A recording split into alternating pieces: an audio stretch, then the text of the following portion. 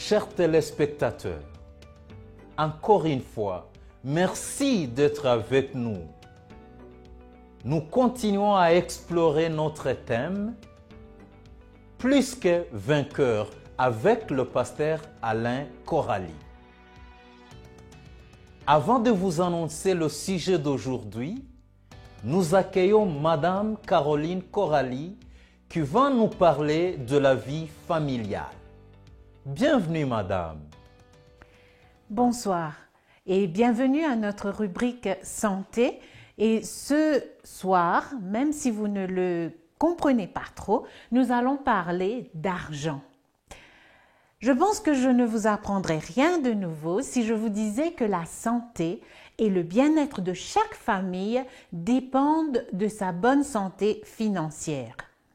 Si votre situation financière est telle que vous transpirez à l'arrivée de chaque nouveau lot de factures, si vous avez l'habitude de travailler dans le rouge et de rester éveillé toute la nuit à vous demander comment vous allez joindre les deux bouts, il est important que vous mettiez de l'ordre dans vos finances. Comment le faire exactement? La réponse est simple. Établissez un budget familial. C'est la seule façon de prendre le contrôle de votre argent. Que signifie vivre avec un budget? En termes simples, il s'agit de s'assurer que vos revenus sont supérieurs à vos dépenses. C'est vivre selon ses moyens. Voici quelques-unes des attitudes et des idéaux spirituels qui vous aideront dans vos finances. Premièrement, la prière. La vie chrétienne est basée sur la prière. Cherchez la sagesse de Dieu quand il s'agit de votre argent. Il vous éclairera dans vos décisions financières. L'étude de la Bible. Il y a approximativement 500 versets dans la Bible sur la prière et 500 sur la foi, mais 2000 sur l'argent et les possessions matérielles. Il faut croire que, pour Dieu, l'argent est un sujet important.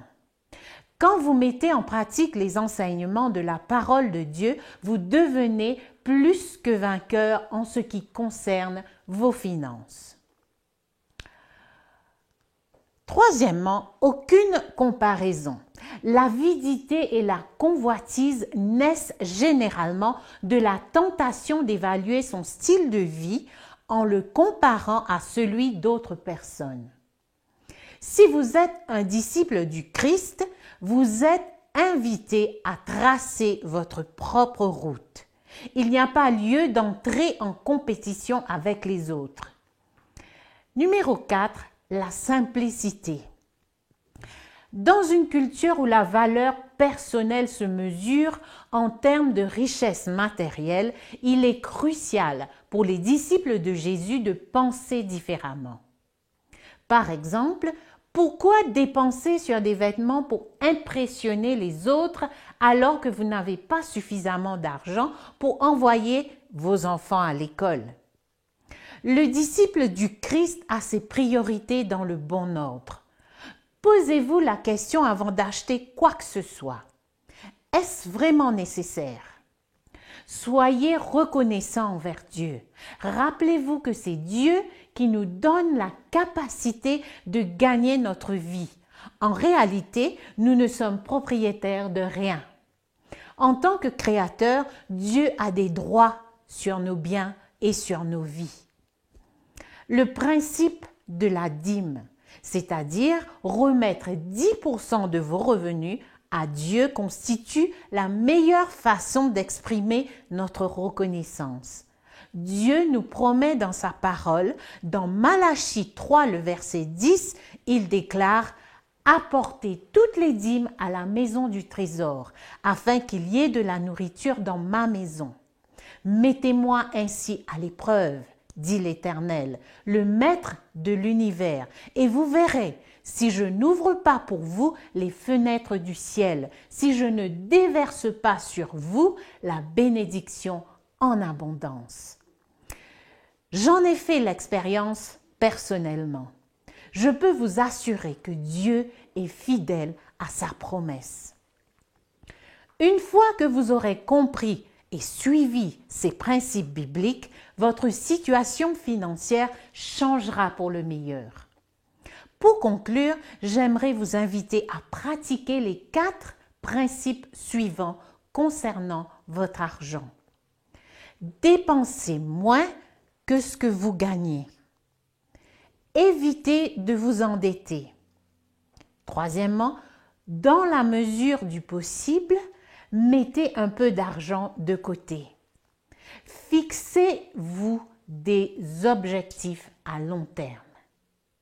Voulez-vous dire, Seigneur, je veux te mettre à la première place dans mes finances et dans tous les domaines de ma vie. Je prie que ce soit votre décision. Merci pour votre écoute. Je vous donne rendez-vous demain soir pour une autre rubrique.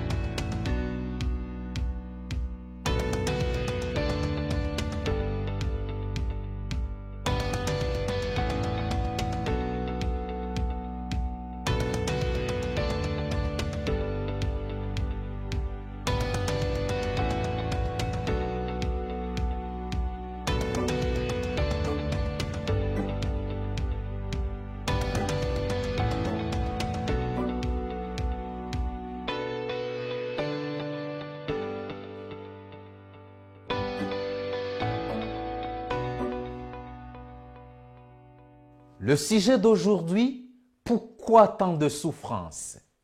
La Bible explique que notre planète est au centre d'un grand conflit cosmique entre les forces du bien et les forces du mal. Comment pouvons-nous être vainqueurs dans ce conflit? Le pasteur Coralie nous explique. Chers amis, bonsoir. C'est un plaisir pour moi de vous retrouver ce soir pour partager la parole de Dieu. Dans la causerie précédente, nous avons vu comment nous pouvons vaincre l'angoisse et triompher de la peur en plaçant notre foi en Jésus-Christ.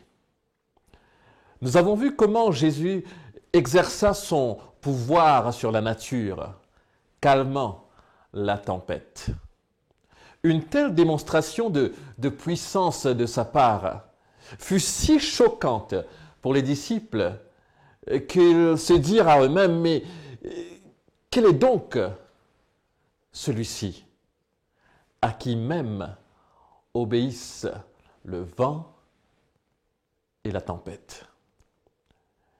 Et aujourd'hui, alors que nous continuons notre étude ensemble, notre réflexion, nous allons avoir la réponse à la question des disciples.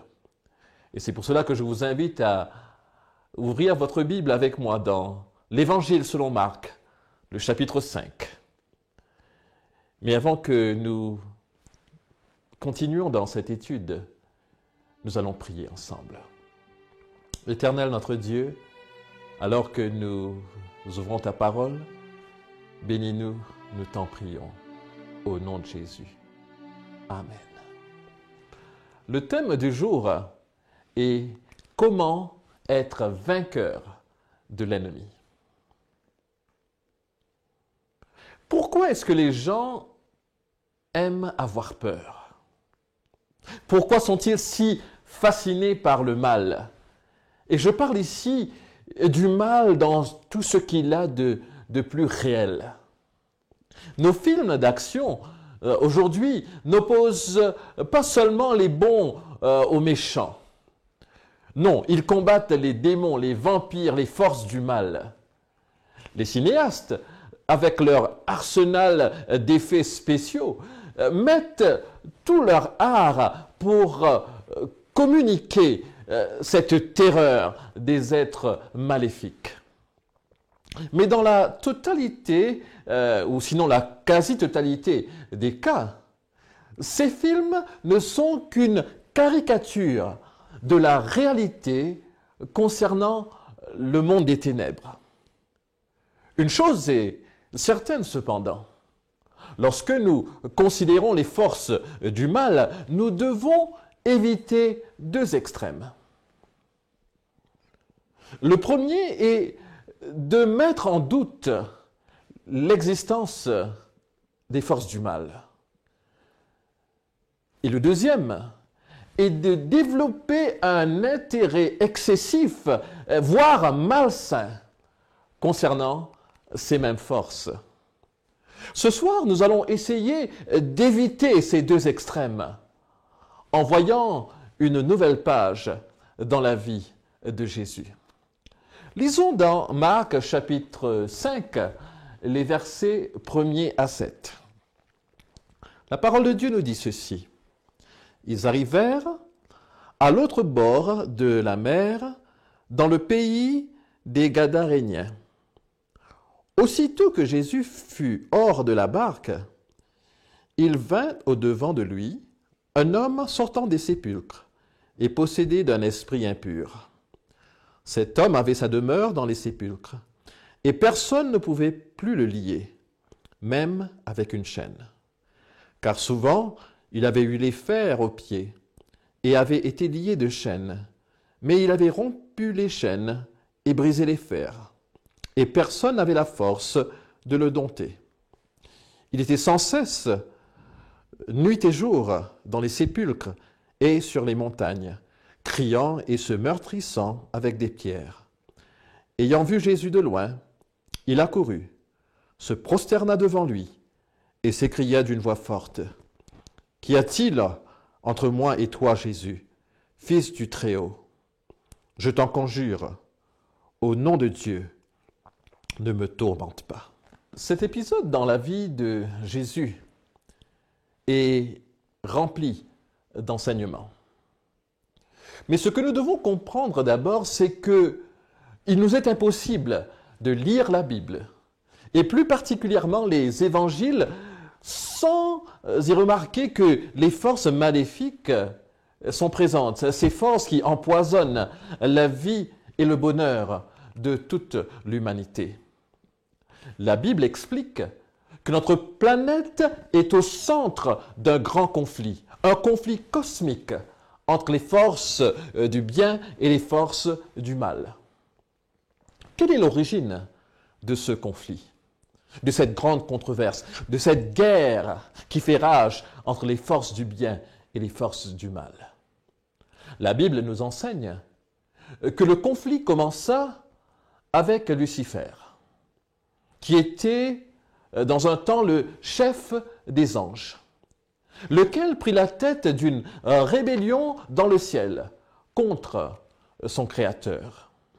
Selon Ésaïe, le chapitre 14, et Ézéchiel, le chapitre 28, Lucifer, alors, était un ange magnifique, créé parfait, dans toutes ses voies.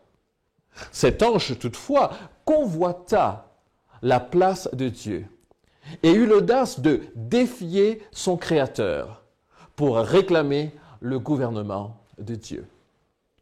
Ésaïe 14, le verset 13 et 14, nous donne un aperçu. Nous voyons ceci. Il est dit, « Tu disais en ton cœur, je monterai au ciel, j'élèverai mon trône au-dessus des étoiles de Dieu. Je m'assiérai sur la montagne de l'assemblée, à l'extrémité du septentrion. Je monterai sur le sommet des nues, je serai semblable au Très-Haut. » Lucifer, voyez-vous, voulait être semblable à Dieu, non pas dans son caractère, mais dans sa position. La question que nous pouvons nous poser, mais comment est-ce qu'un ange pur a pu devenir le diable? La Bible nous parle du mystère de l'iniquité. Le mal chers amis, est une énigme. Il y a dans le mal quelque chose d'irrationnel, quelque chose d'incompréhensible. Parlant de Lucifer, Ézéchiel, le chapitre 28, les versets 14 et 15, nous enseignent ceci. « Tu étais un chérubin protecteur aux ailes déployées. Je t'avais placé et tu étais sur la montagne de Dieu. Tu marchais au milieu des pierres étincelantes. Tu as été intègre dans tes voies depuis le jour où tu fus créé, jusqu'à ce que l'iniquité ait été trouvée chez toi. » Épris de vanité et d'ambition, Lucifer fit répandre un esprit de mécontentement parmi les autres anges. Et sa rébellion se propagea à d'autres anges du ciel. Vous vous demandez sans doute, mais pourquoi est-ce que Dieu n'a pas détruit Satan à ce moment-là? Il aurait pu éliminer Satan et ses anges. Mais s'il l'avait fait, ces autres créatures, ceux qui lui étaient restés fidèles, ceux qui étaient fidèles à Dieu, l'auraient servi par crainte et non par amour. Notre Dieu est un Dieu juste. Il est un Dieu d'amour et ne veut en aucun cas nous soutirer ou nous extorquer nos affections. L'amour ne peut s'exercer par la force. Et c'est pour cela que Dieu respecte notre libre choix. Aussi surprenant que cela puisse paraître, Dieu nous a donné le pouvoir de repousser sa main tendue. Il nous a donné la capacité de lui tourner le dos, de lui dire non. Que se passa-t-il en fin de compte concernant Satan et ses anges? La Bible nous dit qu'il y eut guerre dans le ciel. Ainsi, dans le livre de l'Apocalypse, le chapitre 12, le verset 7, nous lisons « Et il y eut guerre dans le ciel. Michel et ses anges combattirent contre le dragon, et le dragon et ses anges combattirent. » Quel en fut le résultat? Le verset 9 nous dit ceci. « Et il fut précipité, le dragon, le grand dragon, le serpent ancien, appelé le diable et Satan, celui qui séduit toute la terre.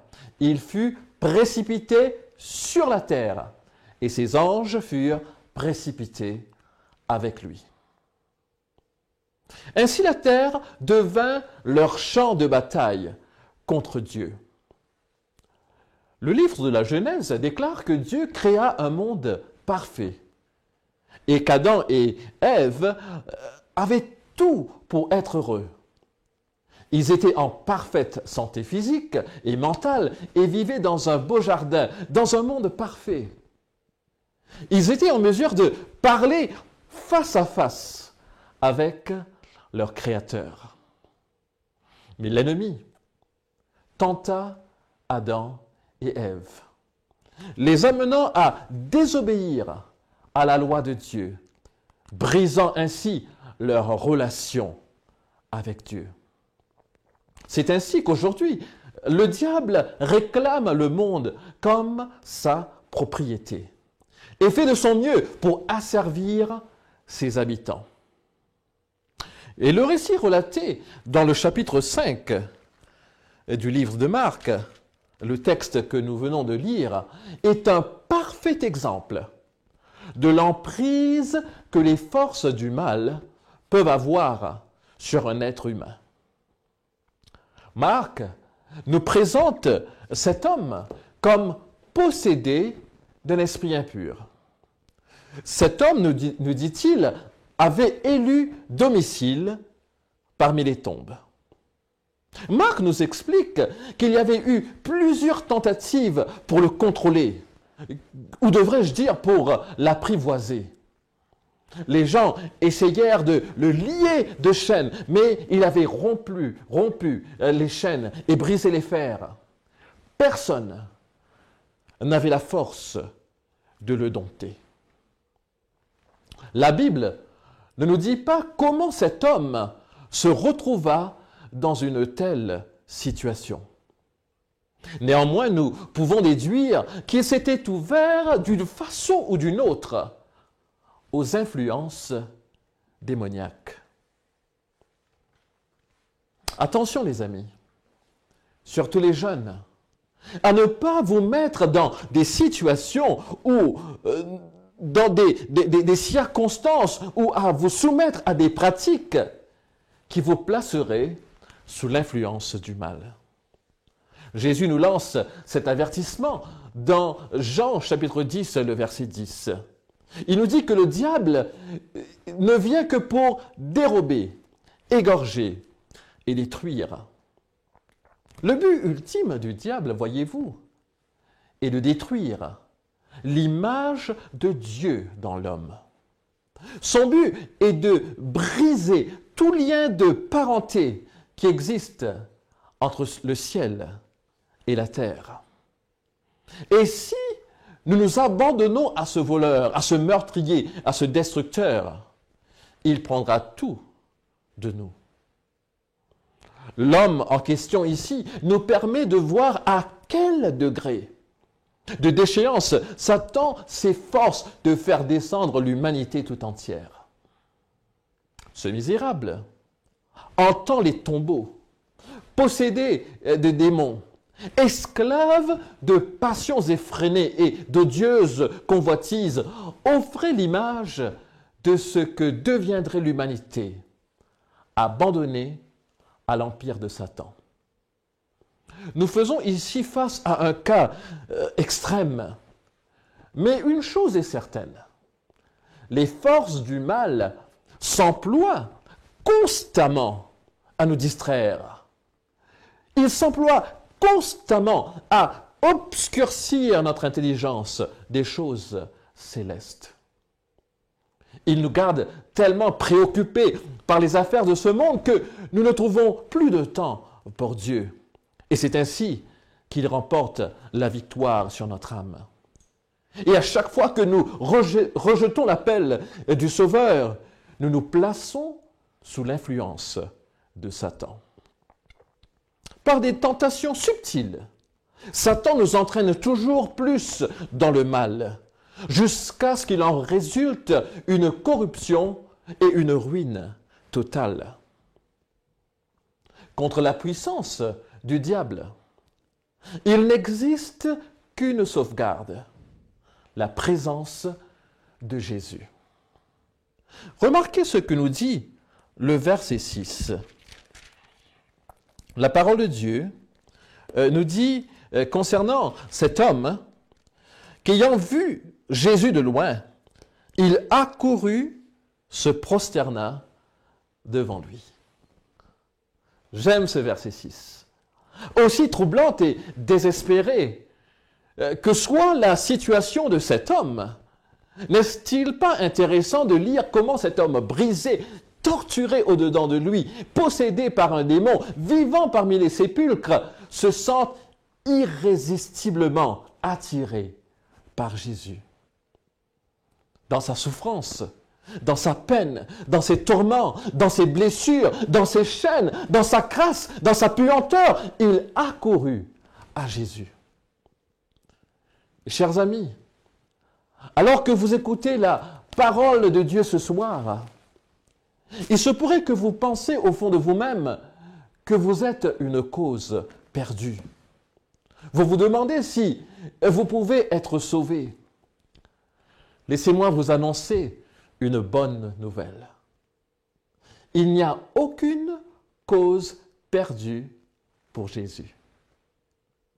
Les gens peuvent voir en vous un alcoolique invétéré, sans lendemain. Mais Jésus voit en vous une personne restaurée, transformée. Certains peuvent voir en vous un accro à la drogue ou au vice. Mais Jésus voit en vous un passionné de la Bible et de la prière. D'autres peuvent vous considérer comme une peine perdue. Mais je suis ici ce soir pour vous dire que Jésus sauve. Je suis ici ce soir pour vous dire que Jésus libère.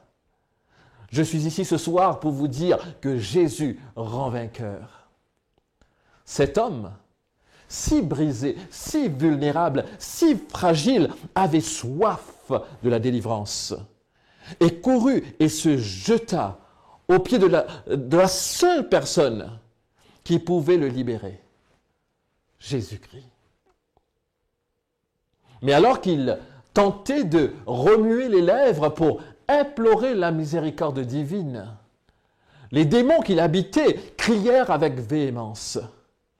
« Qu'y a-t-il entre toi et moi? Qu'y a-t-il entre moi et toi, Jésus, Fils de Dieu très haut? Je t'en conjure, au nom de Dieu, ne me tourmente pas. » Vous remarquerez que les mots du démoniaque sont en contraste frappant avec ceux des disciples de Jésus. Vous vous rappelez du chapitre précédent, le chapitre 4, quand Jésus calma la tempête. Les disciples qui se trouvaient à proximité de Jésus et qui avaient été témoins de nombreux miracles se demandaient encore les uns aux autres, « Quel est donc celui-ci » Mais ici, c'est comme si les démons savaient instinctivement qu'ils avaient affaire au Fils de Dieu. Ces démons confessèrent que Jésus était le Fils du Très-Haut. C'est ici un titre de divinité. Les démons savaient qu'ils avaient affaire au Fils de Dieu, celui qui les avait chassés du ciel. Et non seulement savait-il qu'il était le Fils de Dieu, mais il reconnaissait que Jésus avait le pouvoir et l'autorité sur eux. La Bible nous dit que Jésus répondit au démoniaque en réprimant l'esprit impur et en lui demandant « Quel est ton nom ?»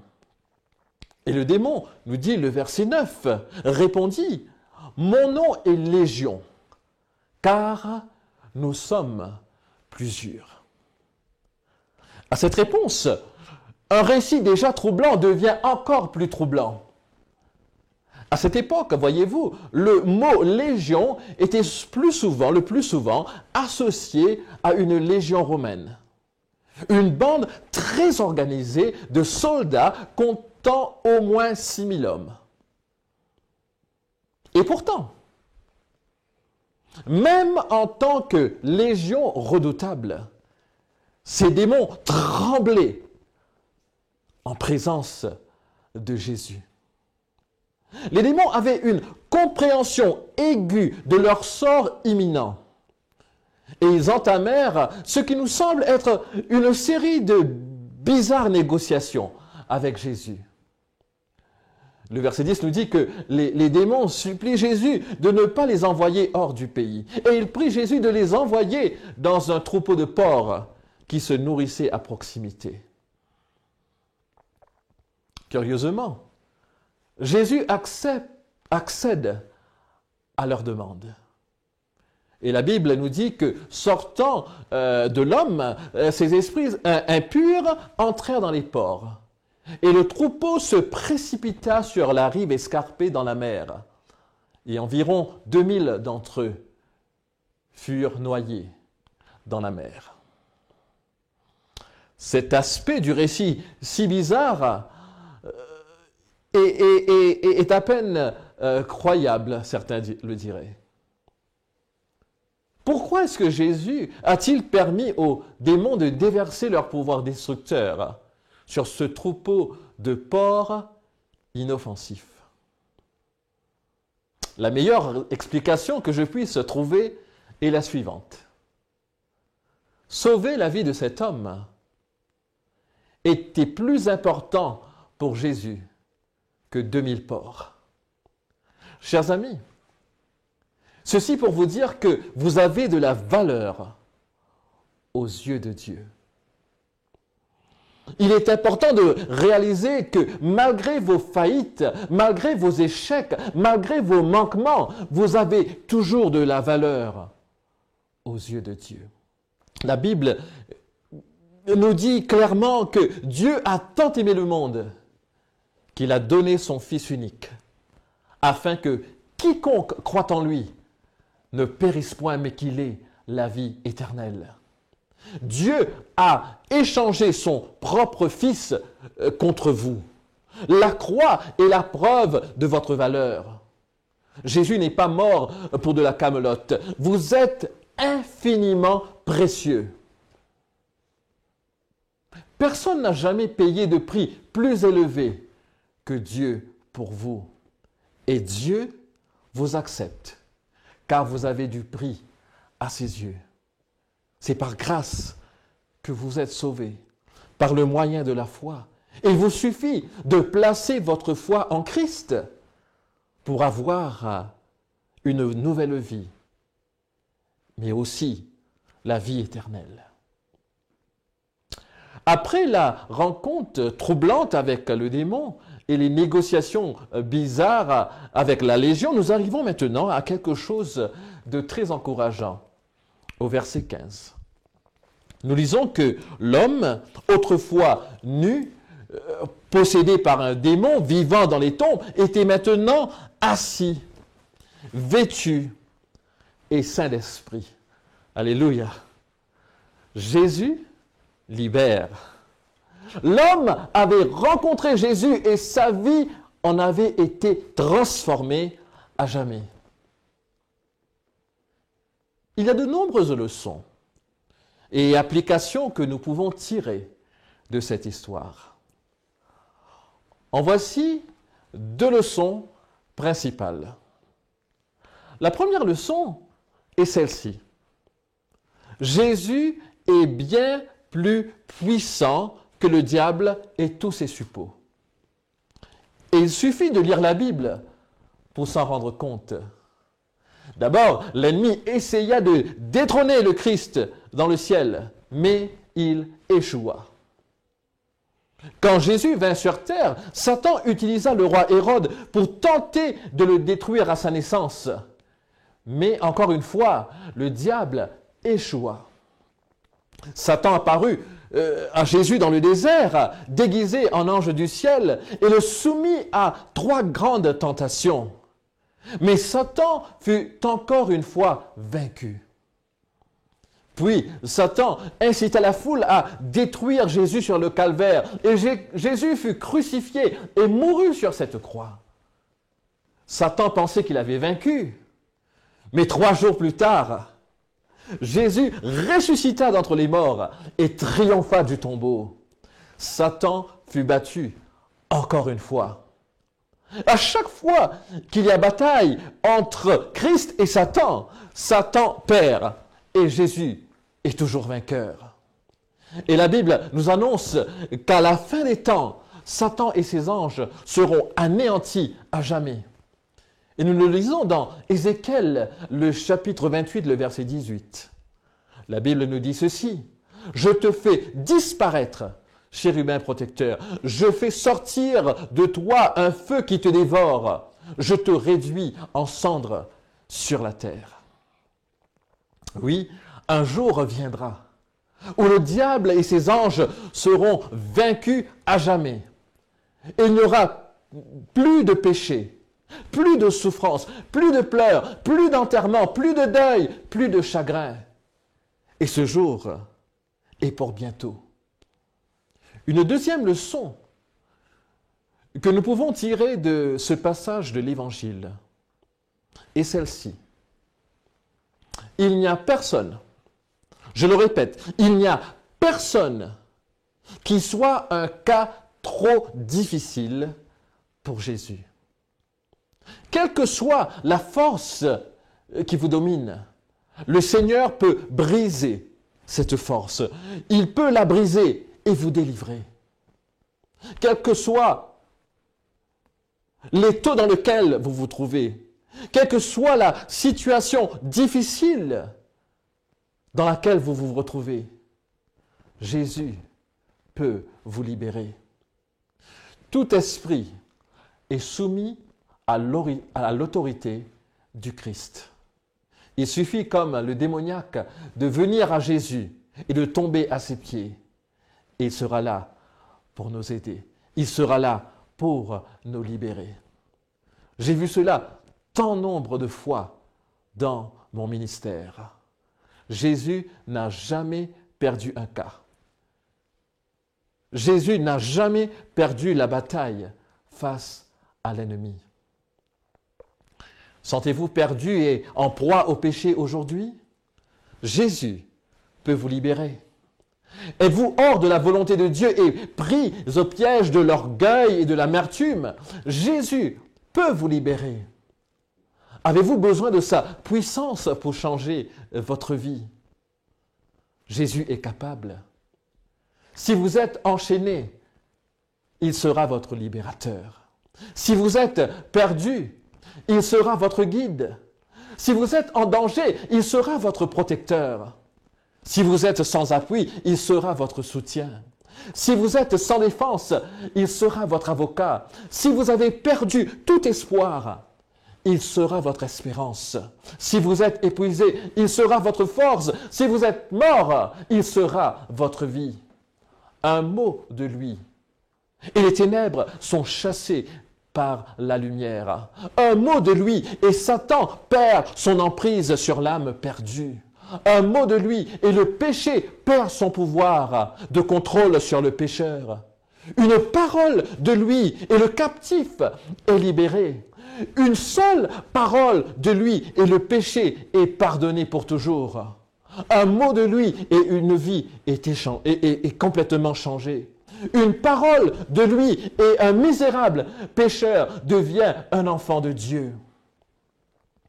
Chers amis, quelle est votre véritable condition spirituelle ce soir? J'aimerais vous dire ceci. Les lignes sont clairement tracées. Le monde entier est divisé en deux camps. Il n'y a pas de terrain neutre. Et la question que je vous pose ce soir est celle-ci. À quel côté va votre loyauté? Un Dieu d'amour ou un ange déchu? Ce soir, je vous invite à être vainqueur de l'ennemi. Aujourd'hui même, ce soir, je vous invite à renoncer à ce qu'il vous offre et à accepter ce que Dieu vous offre. Il peut faire de vous un vainqueur. Il peut vous donner la paix du cœur et de l'esprit, un avenir assuré et la vie éternelle. Ce soir, je vous invite à renoncer à toute activité et à tout groupe qui nie Jésus-Christ. Je vous invite à renoncer à toute cérémonie, à toute alliance secrète, à toute pratique occulte, à toute fausse religion, à tout faux enseignement. Je vous invite à renoncer à tout ce qui est contraire à la parole de Dieu.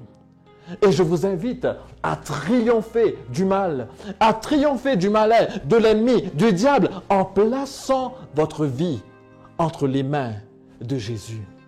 Il vous rendra plus que vainqueur. Il transformera votre vie. Et c'est cela l'Évangile. C'est cela l'Évangile. Et vous pouvez avoir ce repos, cette grâce, cette paix ce soir même. Il suffit de dire à Jésus, je t'accepte comme mon Sauveur et mon Seigneur. Prends ma vie, Seigneur. Oui, prends ma vie, que je puisse t'être fidèle jusqu'au bout. Est-ce votre décision ce soir? Est-ce que vous voulez vous donner entièrement à Jésus et lui dire, oui Seigneur, je t'accepte. Oui Seigneur, je te veux dans ma vie. Oui Seigneur, je vais marcher avec toi. Si telle est votre décision ce soir, je vous invite à courber le front avec moi alors que nous allons prier ensemble. Éternel, Dieu trois fois saint, Créateur du ciel et de la terre, des choses visibles et invisibles, nous venons à toi ce soir pour dire oui à ta parole, pour dire oui à Jésus. Nous l'invitons dans notre cœur et Seigneur, nous te demandons à ce que nous puissions renoncer à tout ce qui est contraire à ta sainte parole. Fais de nous tes instruments. et dirige-nous et bénis-nous et que par ta grâce, nous puissions un jour être avec toi au ciel. Nous te demandons toutes ces grâces au nom de Jésus. Amen. Chers amis, encore une fois, ça a été un privilège et une joie pour moi de vous partager la parole de Dieu. Je vous donne rendez-vous pour demain, alors que nous allons encore une fois vivre une expérience bénie sous le regard de Dieu, en fixant notre attention sur Jésus. Que Dieu vous bénisse.